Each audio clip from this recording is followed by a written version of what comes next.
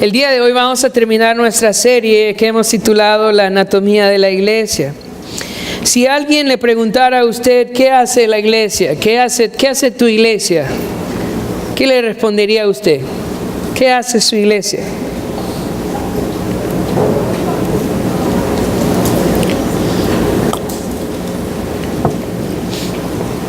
La iglesia del Señor está aquí para compartir el Evangelio,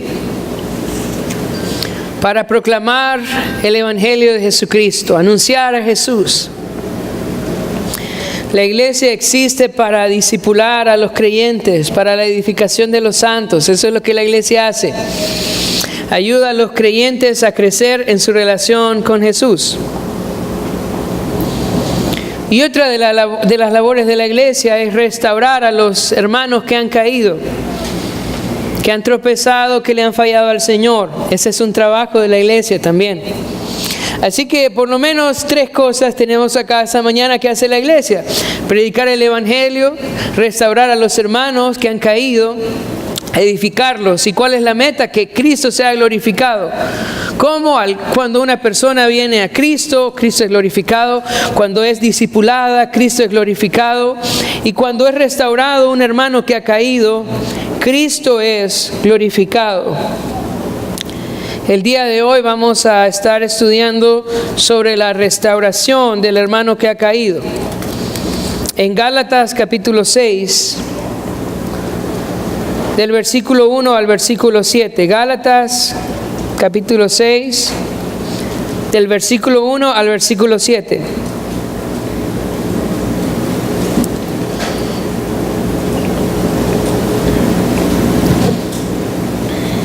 Dice así: hermanos, si alguno fuere sorprendido en alguna falta, vosotros que sois espirituales, restauradle con espíritu de mansedumbre, considerándote a ti mismo, no seas que tú también seas tentado. Sobrellevad los unos las cargas de los otros, y cumplid así la ley de Cristo. Porque el que se cree ser algo, no siendo nada, a sí mismo se engaña. Así que cada uno someta a prueba su propia obra, y entonces tendrá motivo de gloriarse solo respecto de sí mismo y no en otro, porque cada uno llevará su propia carga. El que es enseñado en la palabra, haga partícipe de toda cosa buena al que lo instruye. Acá el Señor nos deja un mandato y nos dice que tenemos la responsabilidad de restaurar. Dice: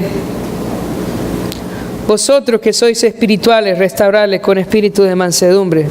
Quiero preguntarles esa mañana, hermanos, ¿quiénes son los espirituales?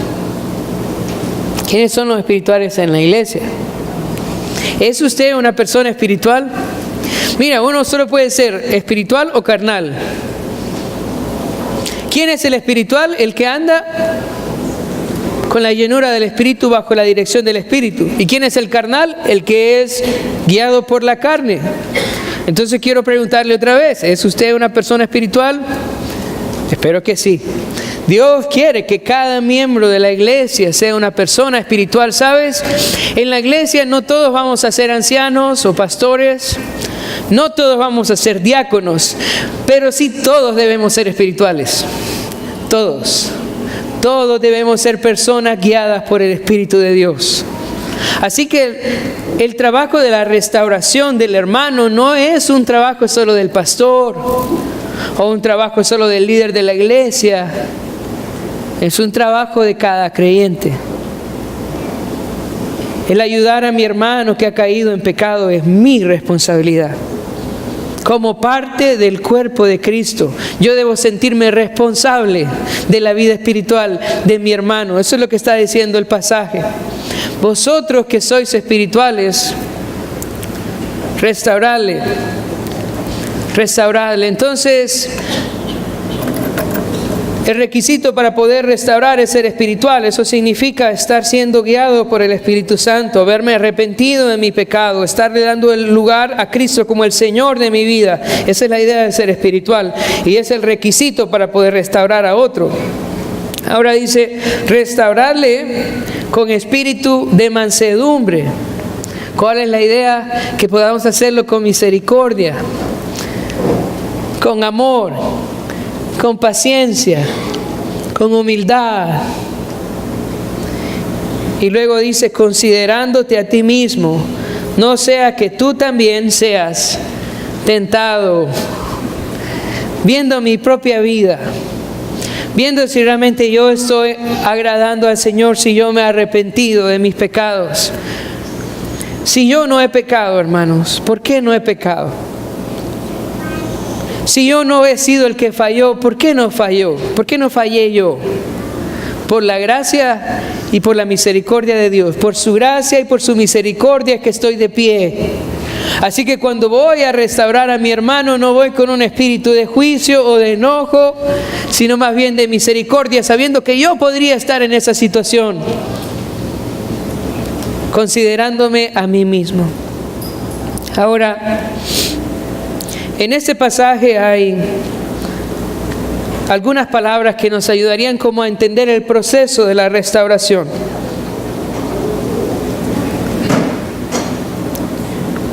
La primera palabra que quisiera resaltar es esa palabra que dice restaurarle.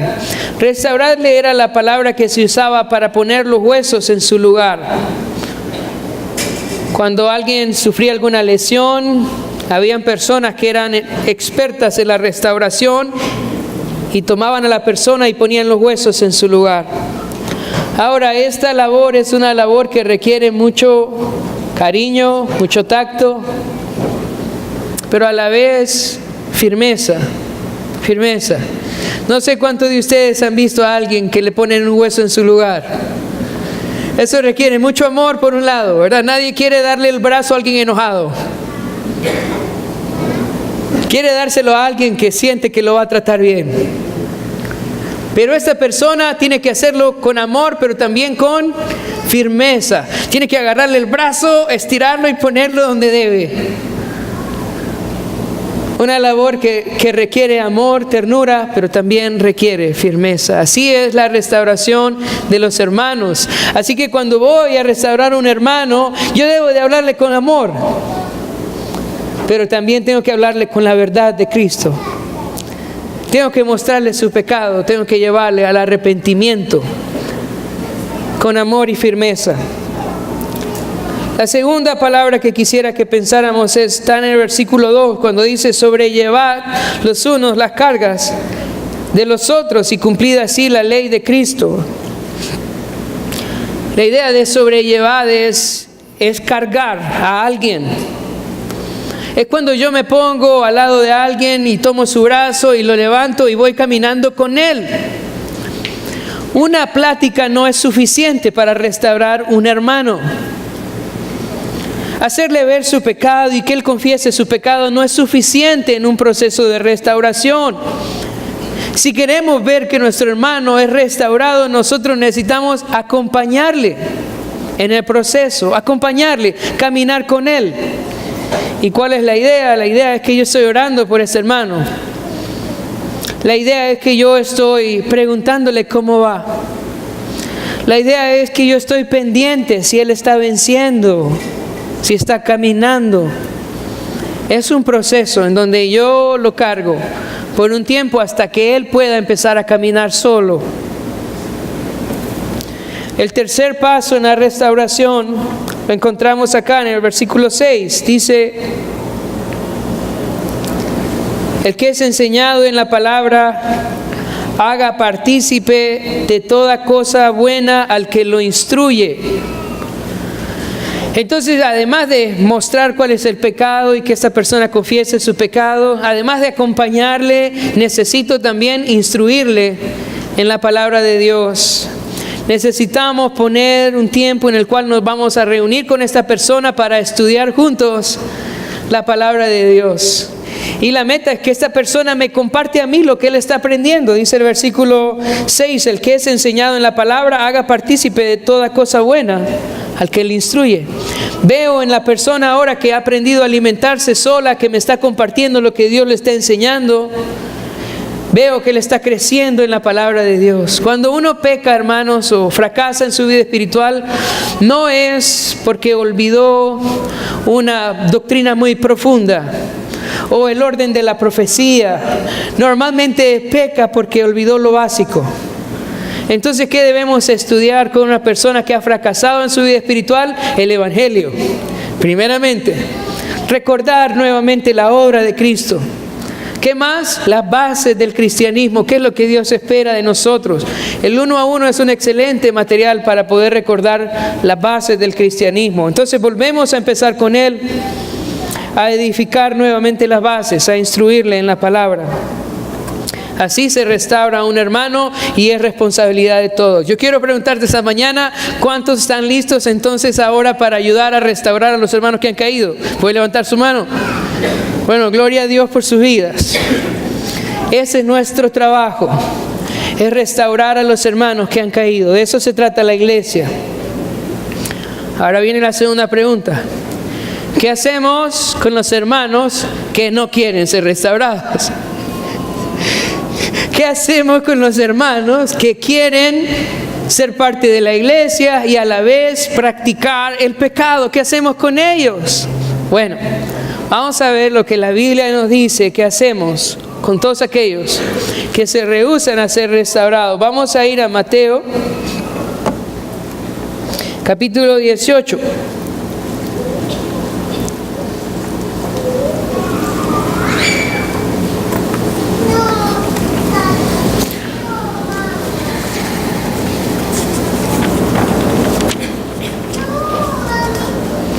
Mateo capítulo 18, versículo 15. Dice, por tanto, si tu hermano peca contra ti, ve y repréndele, estando tú y él solos. Si te oyere, has ganado a tu hermano. El primer paso es hablar con él a solas. Y para Dios es importante que cuando trabajemos en la vida espiritual de alguien, lo hagamos con discreción, que tengamos cuidado de la privacidad. Vamos a ir a hablar solos. Ahora, ¿quién debe de ir a hablar con él? Dice acá el pasaje. Por tanto, si tu hermano peca contra ti, ¿quién tiene que ir a hablar con él? ¿Qué dice el pasaje? ¿Ah? Bueno, hermanos, Mateo 18, 15. ¿Quién tiene que ir a hablar? ¿Qué dice ahí? El hermano, dice. El hermano, si tu hermano peca contra ti, es el hermano el que tiene que ir, el hermano que vio, el hermano que estaba ahí, él es el que tiene que ir a hablar. No hay que ir a llamar al pastor o al anciano, él tiene que ir y hablar con él a solas y hacerle ver su falta. ¿Sabes? Esto es amor, hermanos, esto es amor. Cuando un hermano viene y te dice, David, fíjate que la forma en cómo dijiste esta cosa y trataste a esta persona no está bien. Puede hacerlo diferente. David, estas decisiones que estás tomando no honran al Señor, no está bien lo que estás haciendo. Eso es amor al Señor y al hermano. Y honestamente yo le doy gracias a todos los hermanos que alguna vez en la vida me han dicho, David, esto no lo hiciste bien, porque estas personas son las que nos aman. El que no nos ama no nos dice nada, sino que anda hablando con todo el mundo de lo que hacemos mal. Pero el que te ama te llama y te dice, hey, eso no debiste hacerlo así. Eso es amor. Y Dios quiere que nos amemos lo suficiente como para llamarnos y restaurarnos y amonestarnos y exhortarnos. Esto debería ser algo normal en la iglesia. Entonces dice, por tanto, si tu hermano peca contra ti, ve y repréndele estando tú y él solos. Y si te oyere, has ganado a tu hermano. Ahí termina. Empezamos a restaurar al hermano, a animarle a un proceso de restauración, y lo acompañamos y lo instruimos en la palabra. Él confiesa su pecado y ahora vamos juntos en ese proceso de restauración. No hay disciplina, ahí termina. Ahora, luego sigue diciendo, versículo 16, mas si no te oyere, toma aún contigo a uno o dos, para que en boca de 2 o 3 testigos conste toda palabra. Y la idea acá no es que yo voy a buscar a mis 2 amigos, ¿verdad?, para que me defiendan en este asunto. La idea es que yo voy a buscar a 2 hermanos espirituales que me acompañen. ¿Para qué? Para que juntos podamos animar a este hermano a volverse a Dios, a dejar su pecado. La meta en la disciplina nunca es sacar a la gente. La meta en la disciplina es que se arrepiente y vuelva a la iglesia. Es lo que queremos. Nosotros no queremos sacar gente. Queremos que los miembros de la iglesia se vuelvan a Dios. Esa es la meta. Y llevamos a estos 2 hermanos que nos acompañen. ¿Para qué? Para convencer a este hermano que se vuelva al Señor, que deje su pecado. Ahora vamos al tercer paso. Dice, versículo 17, si no los oyere a ellos, dilo a la iglesia. Y si no oyere a la iglesia, tenle por gentil y publicano. Ahora, ¿qué significa eso de dile a la iglesia? Cuando Jesús está hablando, ni siquiera había iglesia, todavía Él está con sus discípulos. En ese tiempo, iglesia en un sentido técnico significa los que han sido llamados afuera. ¿Para qué vamos a contarle entonces a los demás creyentes de eso? ¿Cuál es la idea? Dice en el versículo 17, si no los oyeres a ellos, si no los oyere a ellos, dice, dilo a la iglesia. Y si no oyere a la iglesia, ¿qué va a hacer la iglesia supuestamente? Después de oír esto, ¿qué se espera que la iglesia haga? ¿Va a ir a hablar con el hermano? O sea, la idea no es una difamación pública, no es que vamos a contar los pecados de la gente aquí. Eso no se trata de eso. ¿De qué está hablando? Se trata de que vamos a compartirlo para que juntos como iglesia vayamos a buscar a este hermano. Mira, una cosa es que el pastor te llame y te diga, sabes, eso malo que estás haciendo, deberías de volver con tu esposa. Y otra cosa es que 30 hombres de aquí vayan a la casa a tocar la puerta y le digan, tienes que volver a tu casa con tu mujer. Eso es lo que honra a Dios. ¿Puedes imaginar el impacto de eso? Que llegan 30 visitas a tu casa. ¿Para qué? Para que honres al Señor. Y luego sigue diciendo, 17, si no los oyere a ellos, dilo a la iglesia. Y si no oyere a la iglesia, dice, tenle por gentil y publicano. O sea que la iglesia hace todo el proceso. ¿Para qué? Para que esta persona vuelva al Señor. Y si no escucha a la iglesia, y si no escucha a todos los hermanos que llegaron a visitarle, entonces lo declaramos como un gentil y publicano, como alguien que no es miembro de la congregación. Ahora, mira los versículos que siguen, porque tenemos que entenderlos en su contexto. Dice el versículo 18, de cierto os digo que todo lo que atéis en la tierra será atado en el cielo, y todo lo que desatéis en la tierra será desatado en el cielo. Otra vez os digo que si 2 de vosotros se pusieren de acuerdo en la tierra acerca de cualquier cosa que pidieren, les será hecho por mi Padre que está en los cielos. Pues donde están 2 o 3 congregados en mi nombre, ahí estoy yo en medio de ellos. Entonces, piensa en el contexto. ¿De qué está hablando el pasaje? ¿Está hablando de la oración? ¿De qué está hablando el pasaje? Vamos a ver si pusieron atención. ¿De qué está hablando? ¿De la qué?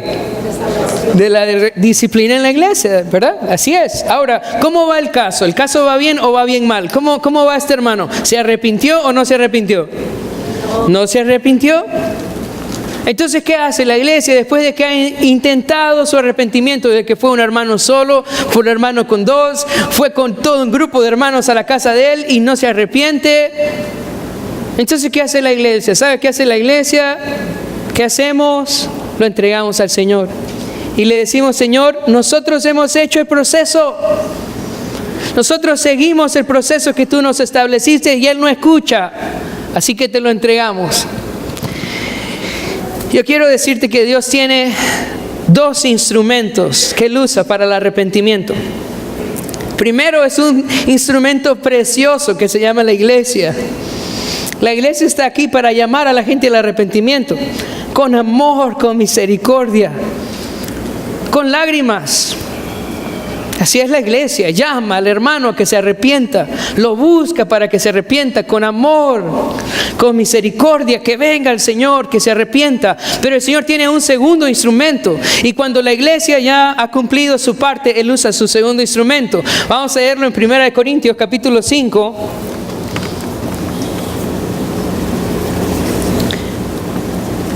1 Corintios capítulo 5 y vamos a leer del versículo 3.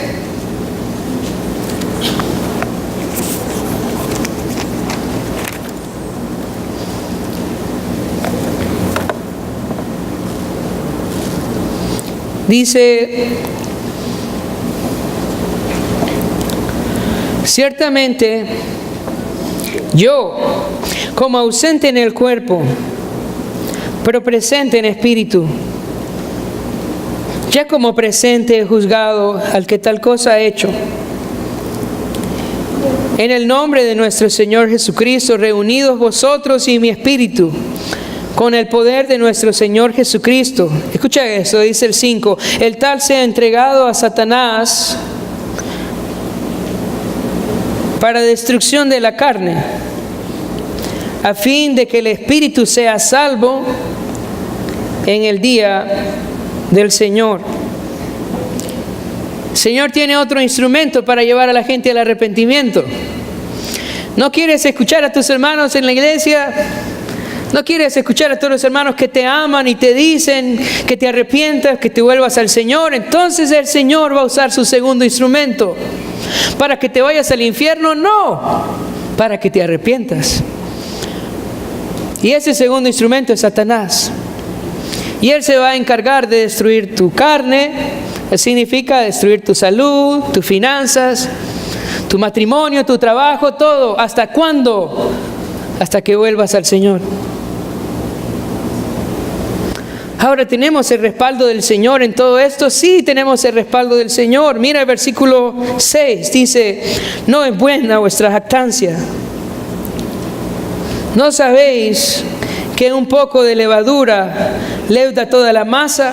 Versículo 7, limpiaos pues de la vieja levadura, para que seáis nueva masa, sin levadura como sois, porque nuestra Pascua, que es Cristo, ya fue sacrificada por nosotros. Dice el 7, limpiaos pues. ¿Tenemos el respaldo de Dios con la disciplina en la iglesia? Claro que sí.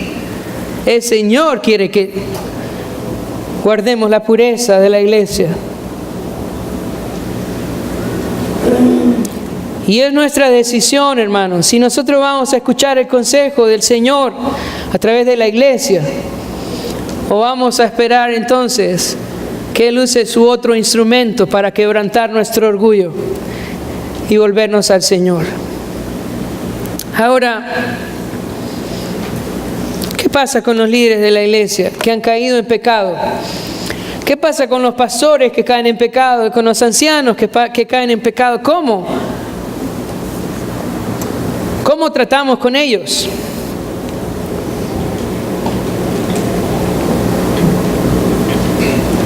Hay mucha ignorancia en cuanto a la disciplina con los líderes. Hoy en día la iglesia en general lo que hace es que si un pastor peca, entonces lo mandan un año de restauración a las islas. Y al siguiente año lo vemos predicando en la televisión otra vez. ¿Cómo tratamos entonces con los ancianos, con los pastores, con los predicadores que pecan? ¿Qué es lo que la Biblia dice acerca de su disciplina o de su restauración? Vamos a ir a Primera de Timoteo 5.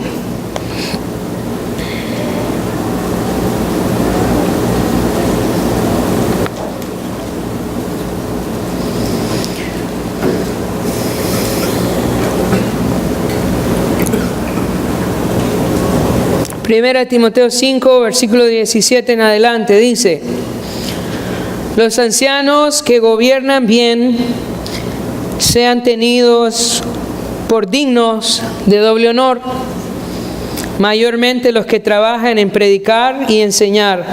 Pues la Escritura dice: no pondrás bozal al buey que trilla, y digno es el obrero de su salario.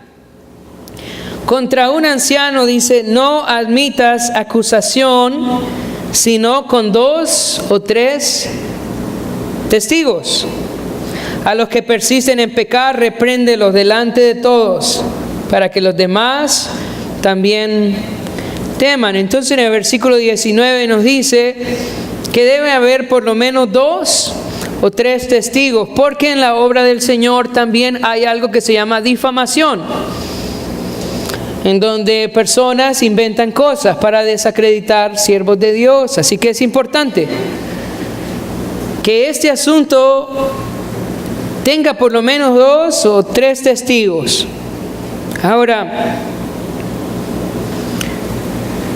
si esto es comprobado, si comprobamos que el pastor o el anciano o el líder pecó, ¿verdad? Es comprobado. ¿Qué hacemos?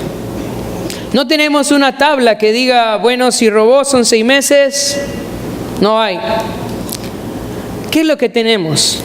Lo que nosotros tenemos es la lista de requisitos del obispo, del anciano. Eso es lo que tenemos en 1 Timoteo 3. ¿Cómo debe ser el anciano?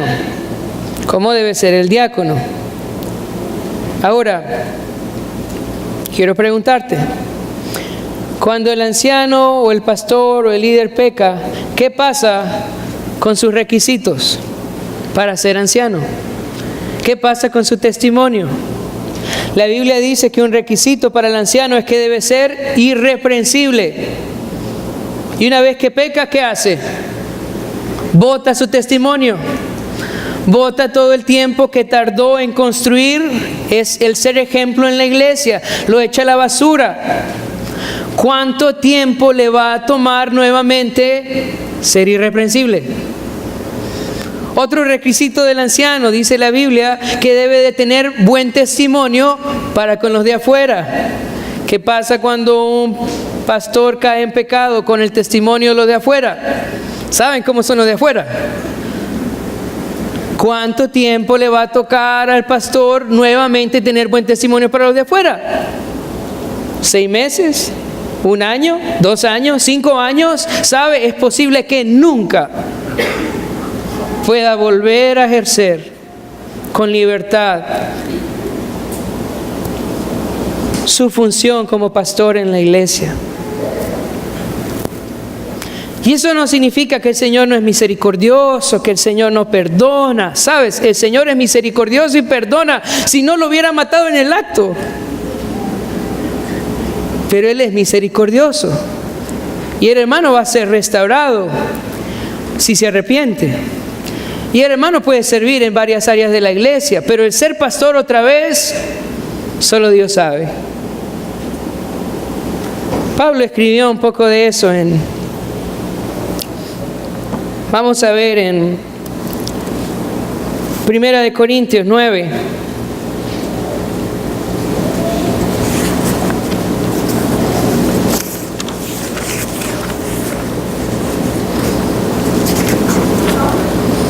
Versículo 27, 1 Corintios 9,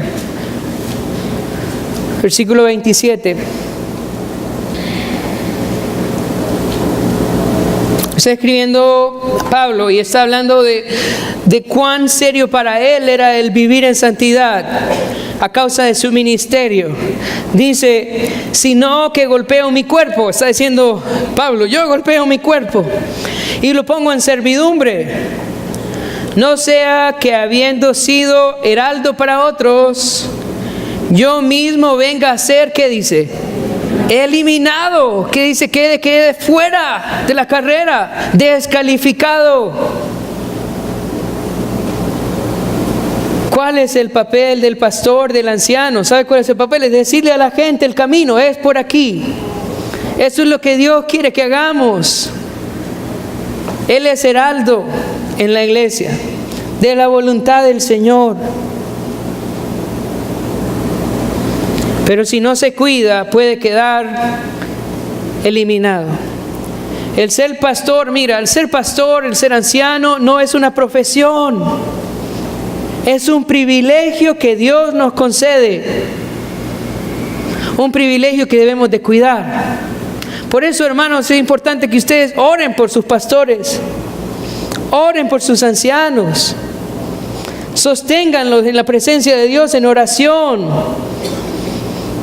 Porque si ellos fracasan en su vida espiritual, no hay garantía de que vuelvan una vez más a ser restablecidos en su lugar. Cuando Moisés golpeó la roca, cuando Moisés golpeó la roca, el Señor le había dicho que solo le hablara. Y como él golpeó la roca y regañó al pueblo, el Señor le dijo, no vas a entrar a la tierra prometida. Y alista tu hogar porque vienes para el cielo. Se lo iba a traer. Y Moisés le dijo, Señor, yo quiero ver la tierra prometida. Y él le dijo, no vamos a hablar más del asunto. Sube al monte, mírala de lejos, porque hasta aquí llegamos. Entre más alta es la responsabilidad que nosotros tenemos, más la severidad de la disciplina del Señor. Cuando David, después de que se arrepintió, después de que se había metido con Betsabé, él se arrepintió y el Señor lo perdonó. Y dijo David, voy a construirle un templo al Señor. ¿Y qué le dijo el Señor? ¿Qué le dijo el Señor? Sí, qué buen corazón tienes, David. No, ¿sabes qué, David? No lo vas a hacer. ¿Y por qué no lo vas a hacer? Porque has derramado mucha sangre. Señor te perdona, pero ¿eso significa que te va a volver a dar los privilegios que te dio? No. Por eso es tan importante que nos cuidemos del pecado. Porque el privilegio de liderar que el Señor nos ha dado hoy no significa que nos va a acompañar toda la vida. Hermanos, esta mañana no hemos hablado de lo que hacemos. Esta mañana hemos hablado de lo que Dios quiere que hagamos. De pronto no es algo que usted ve muy común, que llegan los hermanos a buscarlo y a traerlo a la iglesia. O que estamos trabajando en la restauración de otros.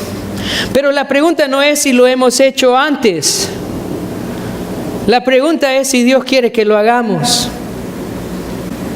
Yo quiero preguntarle esta mañana, ¿cree usted que Dios quiere que trabajemos en la restauración de los hermanos? Puede levantar la mano los que creen, solo para saber. Puede bajarla. Dios quiere que apliquemos la disciplina en la iglesia. Puede levantar la mano. Menos manos. Claro que sí. Dios quiere. Ahora